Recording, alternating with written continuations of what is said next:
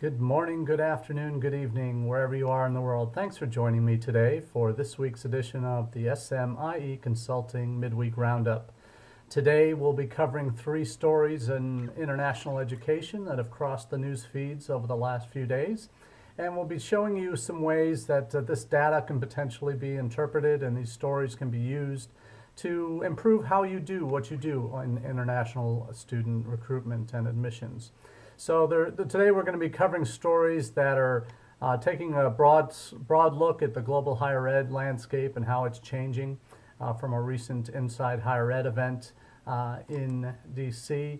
We'll also look at how in the UK they are beginning to defend international student recruitment and kind of using some common arguments that pop up related to cultural xenophobia, public paranoia over immigration, and how those issues are resolving themselves. We'll take a look at how that's evolving in the UK and some really useful arguments. I think that we'd be well served to take on board as we look to defend what we do in international education here in the United States. And the final piece that we'll cover today is actually on a topic that's near and dear to my heart, and it's on how we communicate with our prospective students in international education. So I'd like to share with you what we're doing here at SMIE Consulting, and this podcast, this live chat, is certainly one of the ways that we do that. We're here every Wednesday at 1 p.m. Eastern Time. These videos are obviously archived on our Facebook page for SMIE Consulting, but they're also available on YouTube if that's your preferred platform for watching videos. We also podcast this each week, so if you would rather not see me but hear the content, that's great too. We're happy to have you, and the podcast is available on all major platforms from iTunes to Google Play, Stitcher, Spotify, and Podbean. So look forward to helping you out today with some of the content that we're going to be covering from these 3 news stories. And hopefully some of these will provide some nuggets for you and your institution to help you better deal with the issues you're facing in international education. So again, thanks for joining me. My name is Marty Bennett. I'm the president and founder of SMIE Consulting at Social Media and International Education Consulting. And today we're going to cover these 3 topics today, and we'll kick off first with a story from Inside Higher Ed. They hosted an event this past week that was called Global Higher Ed in Changing Times. So it was a panel that they hosted with some folks from universities, from Penn State, from Dickinson College, and University in Qatar. That's Hamad bin Khalifa University in Qatar. So these 3 panelists, along with some other experts, including Peggy Blumenthal from IIE and others, presented their feedback on how times have changed in international education, not just in the United States, but abroad as well. It dealt with a lot of the issues that we've covered here in the past, but what I think is what's coming out of this particular report is obviously dealing with kind of the big picture, 20,000-foot view of how things are shaping up in the U.S. Peggy Blumenthal shared the data from Open Doors this past November, but also a recent survey that was done in the fall of 500 colleges, where half were either declining or the other half were either flat or increasing their international enrollment. So the focus of this panel in the U.S. at least focused on the expanding gap between the haves and the have-nots in terms of international student enrollments. So it's interesting to see where the panelists certainly that came down on for this event really perhaps are probably the haves more than the have-nots. The survey that IIE conducted this past fall in conjunction with 9 other higher ed association organizations, cited that for those institutions that were experiencing decline, there were 3 major factors. Visa application process or visa denials were cited by 83% of respondents. Social and political environment in the United States, 60% cited this. and competition from other institutions in other countries. And these factors were, I think I've seen, certainly I've heard that from almost everybody I've talked to that is in that declining boat. Visa issues, certainly at the institution I was most recently running international operations. That was the biggest cause of declines, is visa denials, along with some other issues, but drops in Saudi students as well. But what we saw, in addition to the visa denials, in the last certainly 2 years, you're seeing the impact of the less kind, less gentle United States when it comes to the welcoming atmosphere the government, at least, is projecting to prospective international students and their families. So that is certainly something that resonates well, and we all know about You Are Welcome Here and how that campaign is fought to counter that view. But the last piece on competition from institutions in other countries is certainly probably the factor that has been lingering underneath all of these issues that institutions are facing in the United States. The competition for students internationally has grown, and we've talked about that on this podcast many times before in these chats. So we certainly see a lot of interest there. Thanks for joining, Larry. Good to see you. Hope you're well, and appreciate you sharing this video out to your colleagues earlier. When I talk about the changing landscape of international education in the United States, this event that Inside Higher Ed sponsored certainly reflects a lot of those issues that we're seeing. But when you look at, and we talked to, the press certainly tends to focus on the negatives and the institutions that are really struggling, and a lot in the Midwest are struggling. That's where the largest percentage of institutions that reported the declines in the IIE survey were located. But when you look at the other side of the coin, the 50% that were either flat or increasing in their international student populations, there are three main reasons that they cited why they have seen increases. We're looking at more active recruitment efforts. We're looking at growing reputation and visibility abroad, a key component in combating the increased competition piece, and being more active in their outreach to admitted students. So all three of those suggest institutions that are not sitting back and just going, woe is me, and what am I going to do, and how do we make a difference here? It's institutions that are seeing this success. If they aren't already named, they're doing so because they are becoming more active internationally, that they are growing their visibility and reputation abroad through partnerships and other ways that happens internationally. And they're also taking a much more engaging approach with their admitted students. And we'll talk more about that in the third news story that we're going to cover this week. But you see that the institutions that commit said, hey, no, we're not going down without a fight. We're going to go be strong in what we and how we approach this issue, and not just wilt under the pressure of public opinion that maybe we should be clamping down more on immigration and that type of thing, and that we don't need these students in our country.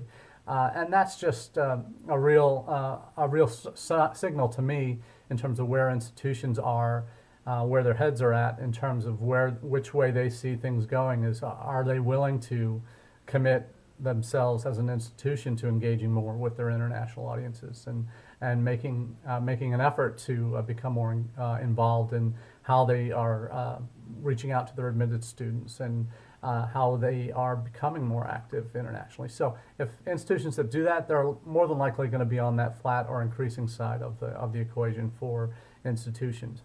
And the last piece I'll mention about this Inside Higher Ed event, there's a good colleague of mine, Rahul Chadha, of Study Portals. He's been in the game long enough. He has a great blog on his own, Doctor Education. And he has really taken it to the macro level on the global scale to see what's happening and what are some potential strategies for success. And for Rahul, what he talks about is his recruitment solution He calls it the HOPE strategy, which HOPE is not in and of itself is not a strategy, but the acronym HOPE, the way he outlines it here, is H for higher value institutions, the higher value that institutions can offer students. And we're talking, he uses the example of Eastern Michigan, who recently reduced tuition rates for international students to the same as in-state rates.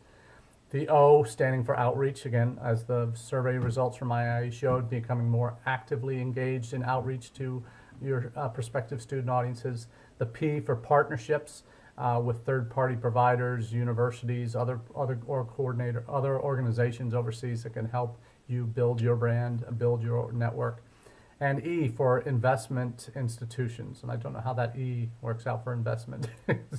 Investment institutions that make improving the experience of international students. So maybe that's the E, the experience piece, improving the experience. And that's related to services. And these are things that we've talked about here on this. Four of these items are things that we've talked about on this live chat over the last 6 months. And things that I certainly encourage all my institutional partners and colleagues to consider is, what are you basing your recruitment strategies on internationally? Are they based on partnerships? Are they based on showing value, on improving services, on engaging more actively? What are you doing? Or are you just doing the same old thing? And that's really where the rubber hits the road. And certainly everybody can benefit from from a deeper look at what they are doing institutionally and what others are doing successfully. So I think that's something we'll certainly cover more in the weeks and months to come. Larry, good question. Which degrees are sought most by international students? Right now in the United States, there are over 1 million internationals in the U.S. right now studying at our institutions or engaged in post-study work opportunities as part of their visa status. Right now, the numbers between those three categories are, if I'm not mistaken, we're looking at about 440,000, so a little over 44%, about 40% or so are undergraduate students, so associate or bachelor's degree seekers. Another 380,000 are going to be master's or doctoral level students.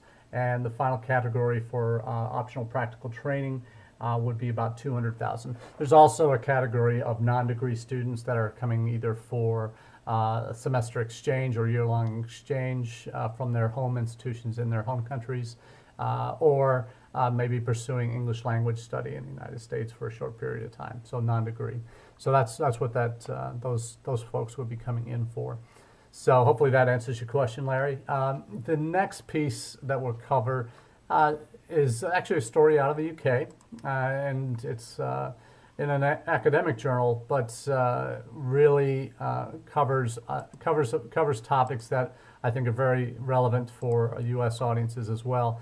And the theme of the article, or the title of the article, is Brexit, Xenophobia, and International Students: How to Combat Public Paranoia Over Immigration. So outside of the Brexit piece, those are certainly familiar themes for anyone who's been in international higher ed, or even just casual observers of what's going on in the United States now in terms of public opinion on immigration, on folks who aren't American and what that means, and how they are viewed in the United States, the paranoid or skeptical view of international students in a lot of circles. So in England, in the UK, they've had challenges like this over the last few years as well, particularly in the fallout from the Brexit vote almost 3 years ago now. You're seeing that similar themes played out in the U.S. With immigration debates and the wall and all of these wonderful things that have popped up on our radar in the last couple of years.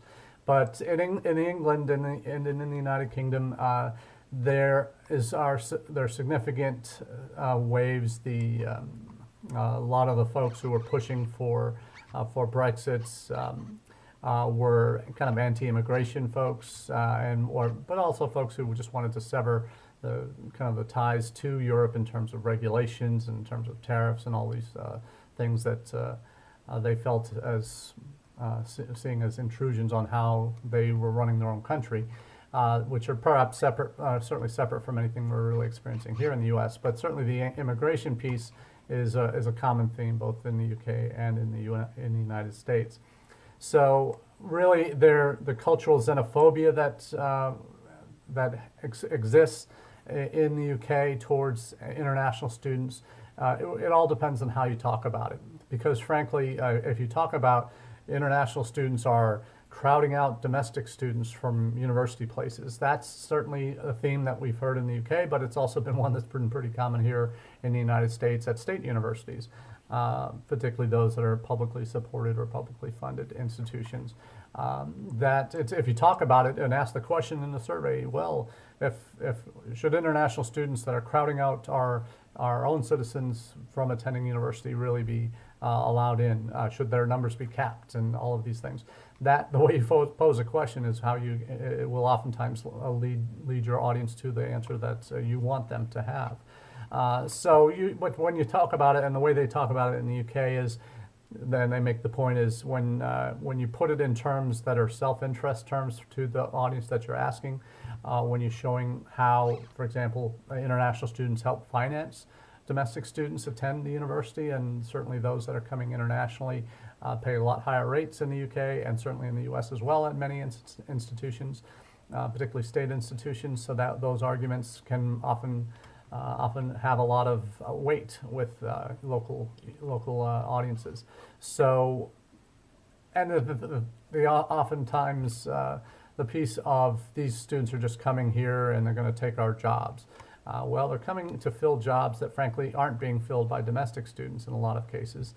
And certainly in the UK they're experiencing that. But you also see that in the US, where a lot of STEM field jobs in the United States are filled by international students, or either students are coming direct from overseas, or future employees coming direct from overseas on H-1B visas or L-1 visas, or students that continue on for study, getting a job after graduation in STEM-related fields. And right now, almost 50% of international students in the United States are studying in STEM fields that have up to 3 years of work experience in their field after they graduate. There are numerous graduate departments in the United States in colleges and universities that wouldn't exist without international students right now. So these students that are coming in, international students coming in, not only have great value economically to our institutions, but they prop up a lot of departments, and they provide a stream of jobs, a stream of people for jobs that aren't currently being filled by U.S. students, because the domestic population going into STEM fields has not been at the levels it needs to be to fill the available jobs. So international students have had to come in and fill that void. They come here for those jobs in the end run. End goal of many students that come to the U.S. is not only to get the experience that they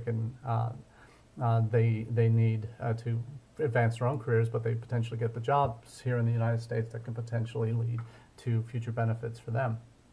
So it's really an issue that I think will continue to develop in international ed circles in terms of how we talk about international students. Certainly NAFSA, last week they kicked off their Welcome to Succeed campaign, and I certainly support that with all respect for what they do, and as an advocacy organization, and certainly if more members took advantage of the advocacy tools that they provide, this would be a fight that would be a lot easier to combat when we talk to our elected officials about the value of having immigration regulations that make it easier for international students to come to the United States, not harder, that allow them to take advantage of the benefits that are available to them, not restrict them further.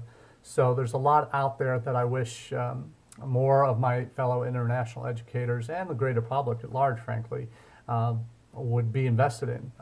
Those that have businesses in college towns or in towns that have regular international student traffic, you're going to have international students, and they're a big part of your business. And if 10-15% of your business suddenly goes away, you're going to be impacted as a business owner. So if you're in that kind of a situation, so it's really up to, and that's just the economic impact. I don't like to rely on that as the major reason or the only reason why we should have international students in the United States, because it's clearly not. The real value of international students in the United States is from what they bring to our classrooms and to our students that have never traveled outside the United States, who have maybe never even have a passport, or haven't left their state even. And these students exist out there, and they're the ones that are in desperate need of being prepared for the world that they're going to face after graduation when they go out into the working world that is increasingly global, that is increasingly international. So what are institutions doing to fight that fight and to defend their interests and what they do in educating the students of today for the jobs of tomorrow? And that's where international students bring the perspective to college campuses that you just can't buy, because the greater majority of U.S. students are not going abroad during their college years. They'll never have that experience unless they have students from other countries in their classroom. So it's really really critical that institutions don't drop the ball on this and will fight the fight that needs to be done to keep these students coming to our shores. So the final piece that I'll touch on today relates a bit to the previous two topics, particularly the first topic we discussed about what institutions that are seeing increases in their international student numbers, what they're doing to make that happen. One of the key factors in there is engaging more with their admitted students. And what does that look like? And frankly, here is where too many schools really have frustrations in their communications with international students, that if they don't have a CRM, if they don't have a communication plan, if they don't have either of those, they're really in trouble. Because if they're relying on one person to send out emails personally to every prospective student, inquirer, applicant, and admitted student, that's just too much to ask if you don't have a coordinated plan and a system to deliver those messages.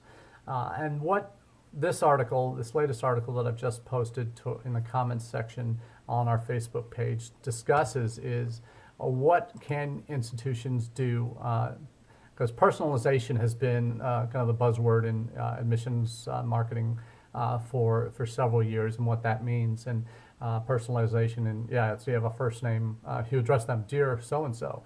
But personalization, and maybe it may be address them by what country they're from, or what their major is, or something that actually suggests that you know who they are and what they have to offer, and potentially be for your institution. And what this article does, it really looks at what institutions should be doing to help what this author calls the next frontier. And they talk about some student development theory, Schlossberg's work on marginality and mattering. Mattering is on one side of the spectrum, marginality is on the other side. So a lot of student development speak that I don't know, but certainly this author breaks down Schlossberg's 5 dimensions of mattering, and how universities, colleges can be leveraging these 5 areas to better connect with your prospective student audiences. And it does mean potentially a lot greater segmentation of your marketing efforts, a lot closer analysis of who your students are and categorizing them in various ways. So the article focuses on these 5 dimensions and how they can be implemented on university campuses. First one is attention, the feeling that one is noticed, so very basic one. And this is where you're really personalizing, that you're talking about a student's interests, whether it be academic or maybe extracurricular, if you're able to glean that from any of the student contact information you have and contacts you've had with them. That this is what the very basic expectation that students have. The next level is importance. That not only do you recognize them as an individual and have unique interests and abilities, but that you care for them as an individual. that your institution will make that effort to be follow-up calls after a contact, either on campus from a visit, or if somebody's visited that student abroad or at a college fair. Checking in on how their college search is going in the early stages. Nothing huge and eventful, but just making sure that you're keeping them and letting them know that you still are caring about them, that you wonder how they're doing. The next one is ego extension. That's that what they're doing now in the process, these students are doing now in the process of applying to college, finding their home for university is going to make their parents, their aunts and uncles, their grandparents very proud, their brothers and sisters very proud of what they're doing. And that kind of is something I think that any parent would certainly want to hear. Certainly makes them feel that they're part of the process too. And then also it goes on to dependence, that you as an institution need that student. And that's perhaps the hardest thing. We all can say that fairly easily in our communications with students, but are we actually giving them the student that they can play a vital role on our campus, that they have a lot to offer, instead of they should be honored to be on our campus? Are we reversing that and saying we can't wait to have you here because of your talents, your interests, your background? That's the piece in terms of as an extension of how we talk about our institutions, that institutions need to be moving towards. And the final piece is obviously for those that do decide to come to your institution, what are you just deluging them with more paperwork that they need to fill out for housing, for meal plans, whatever else it might be? Are you doing anything more to stand out with deposits? Are you just saying thank you rather than boom, here's a ton of forms, than just a ton of forms? So I think that there's a lot of pieces of this puzzle, and again, it takes a lot more work. But if you're really interested in enhancing your yield, enhancing your effectiveness of your communication with your prospective audiences, this is really something that is a must do. Muriel, thank you for joining us. Good to see one of my local peeps joining in. Hope you're well.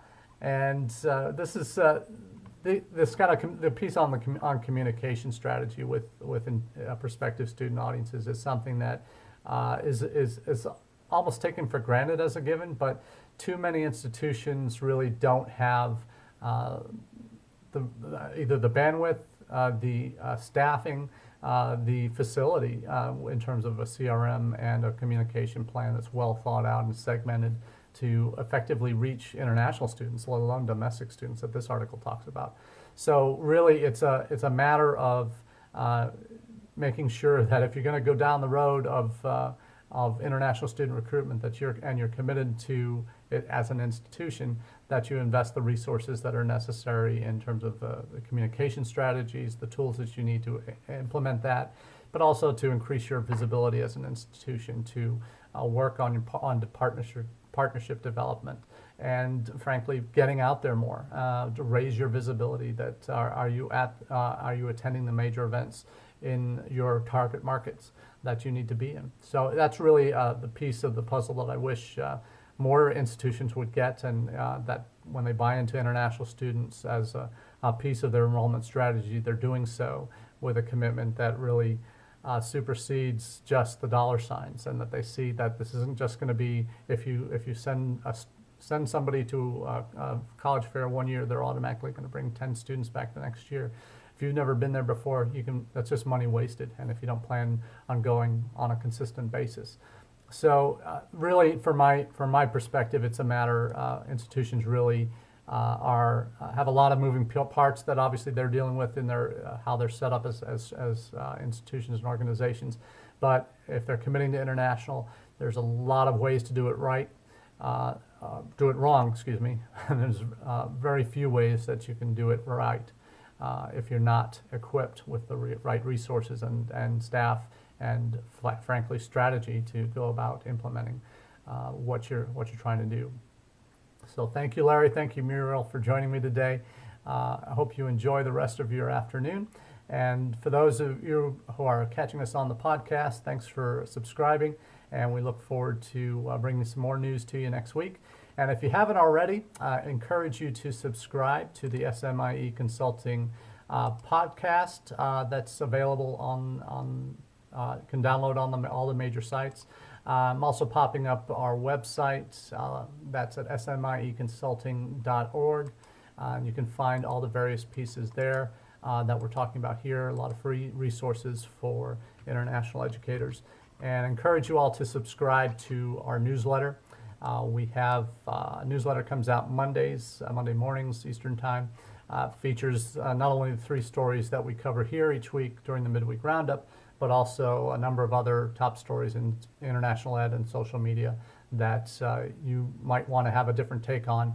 I certainly will get that through the newsletter that I send out, all the SMIE news that's fit to share, excuse me. So I hope you can subscribe to that, and we look forward to seeing you again in the coming weeks and months. Take care.